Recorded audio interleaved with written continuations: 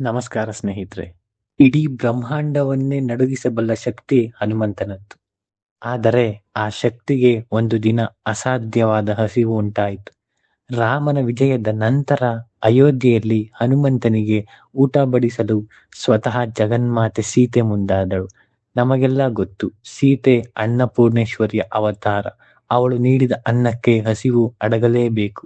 ಒಬ್ಬ ವಾನರ, ಅವನ ಹಸಿವು ಸಾಮಾನ್ಯವಾಗಿರಲಿಲ್ಲ. ಅವನಿಗೆ ಎಷ್ಟೇ ಆಹಾರ ಕೊಟ್ಟರೂ ಅವನಿಗೆ ಸಾಕಾಗುತ್ತಿರಲಿಲ್ಲ.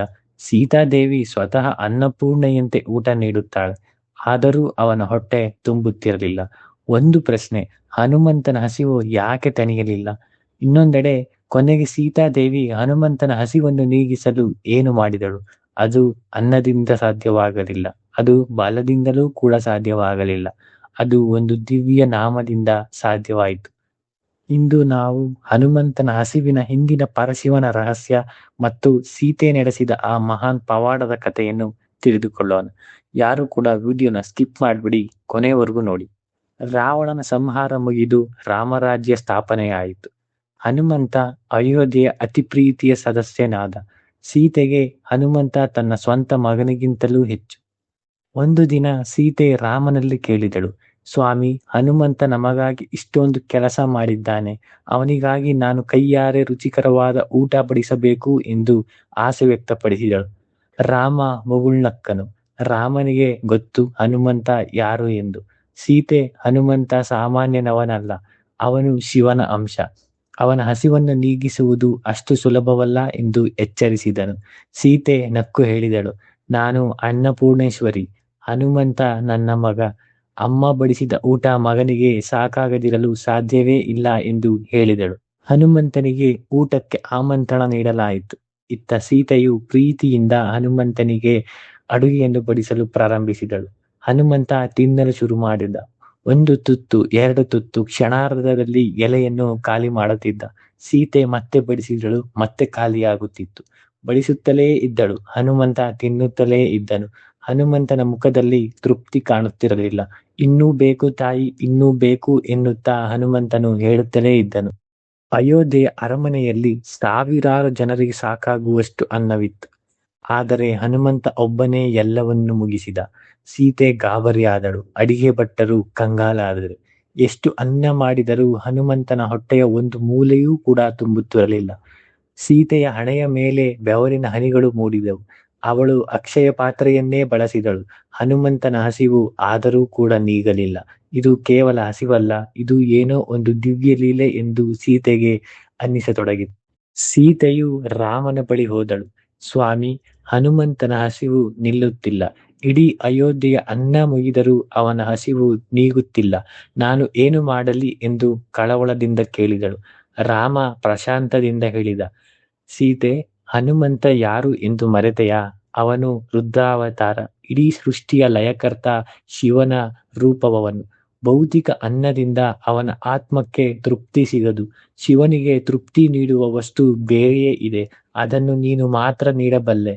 ಸೀತೆಗೆ ರಾಮನ ಸೂಚನೆ ಅರ್ಥವಾಯಿತು. ಸೀತೆ ಮತ್ತೆ ಭೋಜನ ಶಾಲೆಗೆ ಬಂದಳು.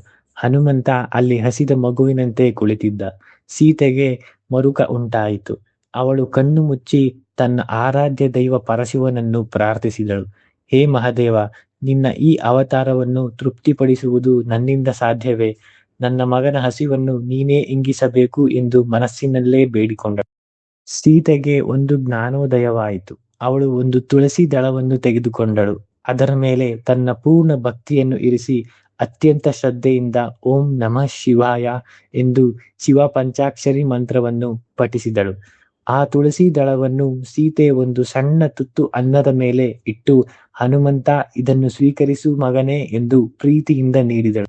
ಹನುಮಂತನು ಆ ತುಳಸಿ ದಳವಿಟ್ಟ ಅನ್ನದ ತುತ್ತನ್ನು ಬಾಯಿಗೆ ಹಾಕಿಕೊಂಡ. ಅಷ್ಟೇ, ಪವಾಡ ನಡೆಯಿತು. ಕ್ಷಣಾರ್ಧದಲ್ಲಿ ಹನುಮಂತನ ಮುಖದಲ್ಲಿ ಪರಮಾನಂದ ಕಂಡಿತು.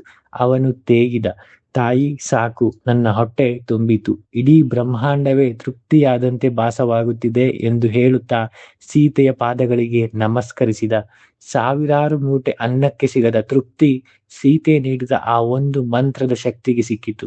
ಹನುಮಂತ ಎದ್ದು ನಿಂತು ಹೇಳಿದ, ತಾಯಿ, ನಾನು ಬರೀ ಅನ್ನಕ್ಕಾಗಿ ಕಾಯುತ್ತಿರಲಿಲ್ಲ, ನಿನ್ನ ಭಕ್ತಿ ಮತ್ತು ಆ ಮಹಾದೇವನ ನಾಮಕ್ಕಾಗಿ ಕಾಯುತ್ತಿದ್ದೆ. ಅಮ್ಮನ ಪ್ರೀತಿ ಸೇರಿದ ಆ ಮಂತ್ರ ನನ್ನ ರುದ್ರ ಅಂಶವನ್ನು ತಂಪು ಮಾಡಿತು. ಸೀತೆ ಹನಿಗಣ್ಣಾದಳು. ರಾಮ ಅಲ್ಲಿಗೆ ಬಂದು ಹನುಮಂತನನ್ನು ತಬ್ಬಿಕೊಂಡ. ಅಯೋಧ್ಯೆಯ ಜನರೆಲ್ಲ ಆ ದಿವ್ಯ ದೃಶ್ಯವನ್ನು ಕಂಡು ಪುಳಕಿತರಾದರು. ಈ ಕಥೆ ನಮಗೆ ದೊಡ್ಡ ಪಾಠ ಕಲಿಸುತ್ತದೆ. ಅನ್ನಪೂರ್ಣೇಶ್ವರಿಯೇ ಆದರೂ ಭಗವಂತನಿಗೆ ನಾವು ನೀಡುವ ಪ್ರಮಾಣ ಮುಖ್ಯವಲ್ಲ, ನಾವು ನೀಡುವ ಭಕ್ತಿ ಮುಖ್ಯವಾಗುತ್ತದೆ. ನಮ್ಮಲ್ಲಿರುವ ಅಹಂಕಾರದಿಂದ ನಾನು ಅನ್ನ ದಾನ ಮಾಡುತ್ತೇನೆ, ನಾನು ಉಣಿಸುತ್ತೇನೆ ಎಂದರೆ ದೇವರು ತೃಪ್ತನಾಗುವುದಿಲ್ಲ. ಆದರೆ ಇದು ನಿನ್ನದೇ ಸ್ವಾಮಿ ಎಂದು ಒಂದು ತುಳಸಿ ದಳವಿಟ್ಟರೂ ಅವನು ಒಲಿಯುತ್ತಾನೆ. ಇನ್ನು ಓಂ ನಮಃ ಶಿವಾಯ ಎನ್ನುವುದು ಕೇವಲ ಮಂತ್ರವಲ್ಲ, ಅದು ಪಂಚಭೂತಗಳ ಸಂಕೇತ. ಹನುಮಂತ ವಾಯುಪುತ್ರನಾಗಿ ಶಿವನ ಅಂಶವಾಗಿ ಆ ಮಂತ್ರಕ್ಕೆ ಶರಣಾದ. ಸೀತೆ ಆ ಮಂತ್ರವನ್ನು ಬಳಸಿದ್ದು ಹನುಮಂತನೊಳಗಿನ ಶಿವತ್ವವನ್ನು ಜಾಗೃತಗೊಳಿಸಿದಳು. ಹನುಮಂತನ ಹಸಿವು ಅಡಗಿತು. ಸೀತೆಯ ಮಾತೃತ್ವಕ್ಕೆ ಜಯ ಸಿಕ್ಕಿತು. ರಾಮನ ಲೀಲೆ ಯಶಸ್ವಿಯಾಯಿತು. ಅಯೋಧ್ಯೆಯಲ್ಲಿ ಹರ್ಷೋದ್ಗಾರ ಮುಗಿಲು ಮುಟ್ಟಿತು. ಈ ಕಥೆ ನಿಮ್ಗೆ ಇಷ್ಟ ಆಗಿದ್ರೆ ಈ ವಿಡಿಯೋನ ಲೈಕ್ ಮಾಡಿ ಮತ್ತೆ ಶೇರ್ ಮಾಡಿ. ಮತ್ತಷ್ಟು ಇಂತಹ ಮಾಹಿತಿಗೆ ನಮ್ಮ ಚಾನೆಲ್ನ ಸಬ್ಸ್ಕ್ರೈಬ್ ಮಾಡಿ. ಧನ್ಯವಾದಗಳು.